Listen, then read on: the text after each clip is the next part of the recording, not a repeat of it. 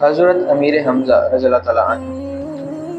امیر حمزہ بن عباس جناب رسول اللہ صلی اللہ علیہ وسلم کے حقیقی چچا اور رضائی بھائی ہیں۔ ان کو اللہ کا شیر کہا جاتا ہے۔ ان کے اسلام قبول کرنے کے بعد اسلام کو بہت غلبہ حاصل ہوا اور وہ احد کی جنگ میں شہید کر دیے گئے۔ ان کو سید الشہداء کہا جاتا ہے۔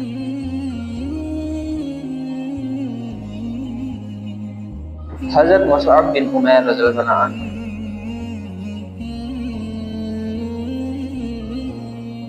مصعب بن عمیر جلیل القدر صحابی ہیں۔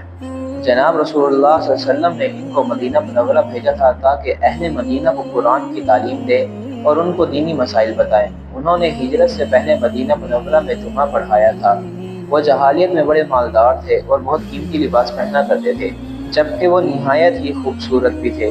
مسلمان ہونے کے بعد دنیا کی رغبت ترک کر دی اور احد کی جنگ میں شہید کر دیے گئے۔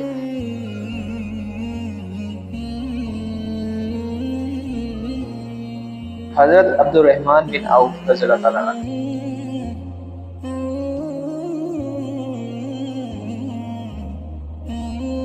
حضرت عبد الرحمن بن عوف رضی اللہ تعالیٰ عنہ عشرہ مبشرہ میں سے ہیں۔ حضرت ابو بکر صدیق رضی اللہ تعالیٰ عنہ کے ہاتھ مسلمان ہوئے، 2 ہجرتیں کی، اکثر جنگوں میں شرکت کی، احد کی جنگ میں ثابت قدم رہے اور ان کے جسم پر 20 سے زیادہ زخم آئے۔ جناب رسول اللہ صلی اللہ علیہ وسلم نے تبوک کے روز ان کے پیچھے نماز پڑھی۔ وہ 32 ہجری میں فوت ہوئے اور جنت البقیع میں دفن ہوئے۔